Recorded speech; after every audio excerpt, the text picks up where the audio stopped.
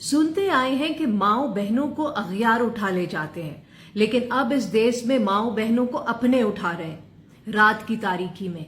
मैं बात कर रही हूं इंसानी हुकूक की वकील ईमान मजारी की, जिसे 20 और 21 अगस्त की रात को उसके घर से गिरफ्तार किया गया। उस पर रियासती मामलात में दखल अंदाजी और पब्लिक प्रॉपर्टी को नुकसान पहुंचाने का इल्जाम है। ईमान मजारी को अदालत से जमानत मिल गई है, लेकिन उसे जिस तरीके से गिरफ्तार किया गया वो असल मसला है। ऐसी क्या आफत थी कि एक औरत को आधी रात को गिरफ्तार करना पड़ा? ये दिन में भी हो सकता था। निगरान वजीर दाखिला सरफराज बुगटी के ख्याल में एक औरत को रात में अंधेरे में गिरफ्तार करना गलत नहीं है। उनके बकौल रात हो दिन हो इससे क्या फर्क पड़ता है। ठीक है, सरफराज बुगटी आवाम के मुंतखब नुमाइंदे नहीं है, लेकिन उनके इस बयान से लगता है कि वो आवाम के केयर टेकर भी नहीं है, पुलिस के केयर टेकर हैं। 1917 को अमेरिका में पुरअमन तरीके से वोट का हक मांगने पर दर्जनों खवातीन को गिरफ्तार किया गया था। उनमें से कोई 33 औरतों पर वर्जीनिया की एक जेल में रात भर इंसानियत सोच तशद्दुद किया गया। 15 नवंबर की वो रात नाइट ऑफ टेरर के नाम से रहती दुनिया में याद रखी जाएगी। उस वक्त के अमेरिकी सदर वुडरो विल्सन ने अपने 8 साल दौरे इक्तदार में कई तरक्की पसंद काम किए, लेकिन वो नाइट ऑफ टेरर उनके पूरे करियर पर धब्बा है। ईमान मजारी ना कोई फ्लाइट रिस्क है, ना वो कहीं भाग रही थी, अपने घर पर थी।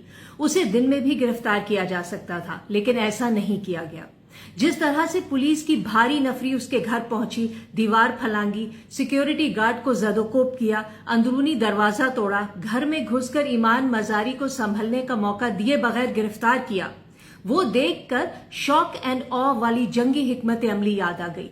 वैसे तो तारीख में ये कई मरतबा इस्तेमाल हुई है, लेकिन मुझे 1994 की पहली चेचन जंग का ख्याल आया, जब रूस ने बैटल ऑफ ग्रोजनी में इसे यूज किया और फिर अमेरिका ने 2003 में इराक पर हमले में इस स्ट्रैटेजी को आजमाया। शॉक एंड ऑ में ताकत का एक साथ पुरजोर इस्तेमाल किया जाता है ताकि दुश्मन को संभलने का मौका न मिले और उसमें अपना दिफा करने की हिम्मत खत्म हो जाए। पुलिस ने उस रात एक वॉर टैक्टिक को पीस टाइम में इस्तेमाल किया, वो भी एक अनआर्म्ड लड़की पर। निगरान वजीर दाखिला और पुलिस का कहना है कि उनके पास वारंट थे। मान लेते तो फिर इस तरह से दीवार टाप कर स्टेल्थ ऑपरेशन करने की क्या जरूरत थी? ये काम नॉर्मल तरीके से भी हो सकता था। कानूनी माहिरीन के मुताबिक दिन में जो गिरफ्तारियां होती हैं उनमें ट्रांसपेरेंसी का पहलू होता है। रात में की गई कार्रवाइयां अक्सर मशकूक होती हैं।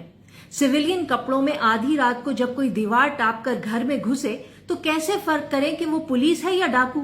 वैसे भी डाकुओं के खिलाफ कच्चे के इलाके में घुसने की हिम्मत नहीं पड़ती पुलिस की, एक लड़की पर ही जोर चला।